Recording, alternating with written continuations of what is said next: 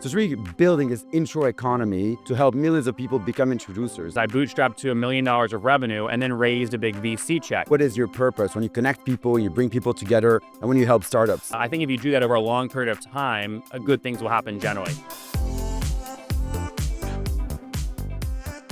Hey, this is Mike from Intro Stars, and today I'm really excited to bring you a brand new episode of the Super Connectors podcast in a very special setting where it's SaaStock in Dublin with the one and only Nathan Latka as our really special guest today. Hey Nathan, great to have you here. Hey, thanks for having me. Wonderful. So Nathan, what does it mean for you to be a super connector? I mean, I wouldn't say I've ever thought of myself as like a super connector. I just generally enjoy trying to remember what people are doing, ask them if there's ways I can add value, and try and execute that live. If you can remember that and do that over a long period of time, it generally means good things. And so what are the typical types of introductions you make? I mean, you meet so many people, you go to lots of events. What are typical introductions you like to make? Yeah, there's a couple different types of introductions. So there's a bunch of different sort of app exchange folks, like for example, the people that run the Stripe app exchange or the HubSpot app exchange. And a lot of founders that I work with want exposure in those app exchanges. So they're asking for introductions to the folks that run those app exchanges. So those are kinds of intros that I'll make. You know, we've deployed $250 million to 550 software companies. And one of the reasons software founders raise debt capital from Founderpath is it's a bridge to their next equity round. So I'm constantly, weekly,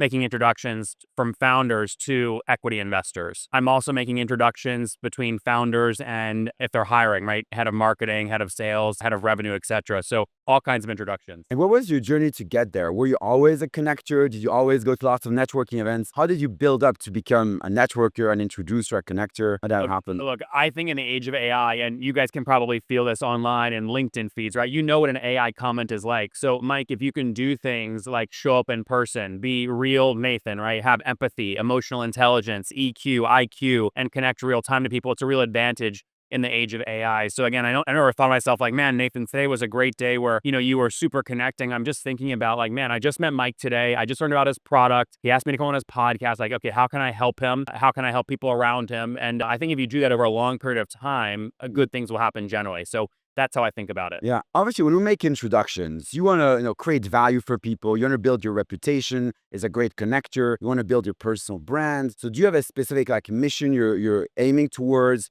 Like, what is your purpose when you connect people, you bring people together, and when you help startups? Yeah, I mean, I was shocked in 2011 in the middle of a snowstorm running across the college campus at Virginia Tech because I was an architecture major and I had just learned that my colleagues who were graduating were not able to get jobs. And Mike, the architecture program at Virginia Tech was #1 in the country. And I thought, why the hell are these people not getting jobs? This is a great program. And at that moment, I said, I got to learn how to code. And I started building software. I didn't know it was software at the time how to build software. Yeah. And one of the big mistakes that I made is I bootstrapped to $1 million of revenue and then raised a big VC check. It was $2 million on an 8.5 pre-money valuation. So 10.5 post-money. Yeah. And what shocked me as I kept building, we got an M&A offer. And ultimately, when we sold the company, I made very little money relative to what I thought I would make because we had raised so much VC. Now, you guys are smart on LinkedIn. You know things about ratchet clauses, liquidation preferences, things like that. But I was 20 at the time. I had no idea, Mike, right? Yeah. And I had no fancy lawyer coaching me. So I realized that somebody needed to launch an alternative to VC. That's why we launched Founderpath in 2018 as a debt fund. We'll give you up to 60% of your ARR, up to a $6 million check size, and you pay back over 1 to 4 years. So really flexible capital that allows you and all of you guys in the comments to keep control of your business, no board meetings, no dilution. Cool. And so what is your approach to networking today? Do you still go to lots of networking events? Do you track all the introductions you make and receive?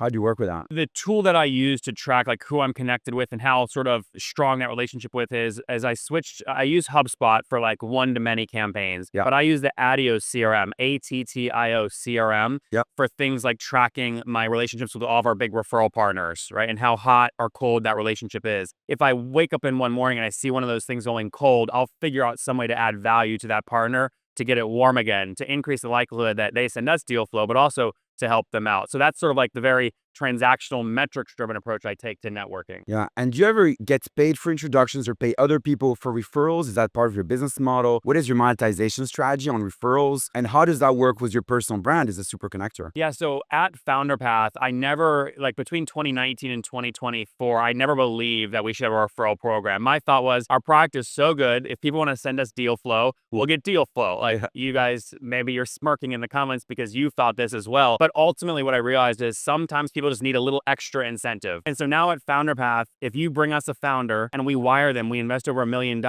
right? We'll give you $10,000 referral fee, and we'll give the founder you referred a $10,000 savings on their interest rate. So it's a double-sided reward for the introduction. That's what we're doing today. Yeah, that's amazing. I mean, you want to encourage people to become super connectors themselves, introducers, referral partners, send you great intros. So it's really building this intro economy to help millions of people become introducers. So great incentive on both sides. Thanks. I love it. So where can people follow you today? What's your latest? What are you working on now where people can see what's happening in Nathan Latka world? We are investing out of our third fund at Founderpath. You can go to founderpath.com. If you have referrals you want to send to us and make money, you can go to our footer and click referrals. You can sign up for our referral program. You'll get on a call with me just to make sure it's a good fit. And we'll start paying you capital as you send us founders. But that's where I spend all my time today, founderpath.com. Cool. Amazing. Well, Nathan, thank you so much for coming here today. Great to see you at the show. And I hope to see you at many network events in New York, and then send each other referrals. Great. That's the way it works. Appreciate it. Take care.